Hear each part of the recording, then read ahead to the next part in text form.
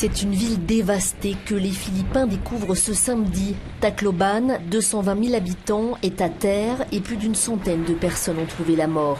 C'est la conséquence du passage du violent typhon Haiyan. La ville se trouvait sur sa trajectoire lorsqu'il était à son maximum. Le typhon, doté d'un front de 600 km, a frappé vendredi les provinces orientales de Leyte et Samar avec des vents soufflant jusqu'à 315 km/h, du jamais vu depuis des décennies.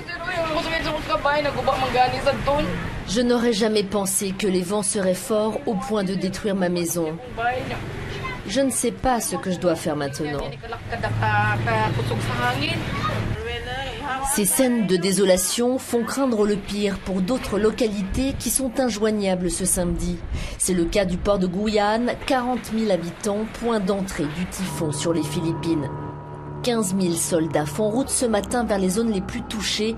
Des avions chargés de matériel de secours et de communication vont être aussi dépêchés sur place.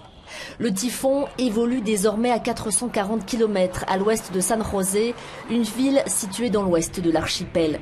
Classée en catégorie 5 alors qu'elle s'abattait sur les Philippines, la tempête a été rétrogradée d'un cran aujourd'hui, mais elle pourrait regagner en puissance lorsqu'elle entrera en mer de Chine avant de poursuivre son chemin vers le Vietnam.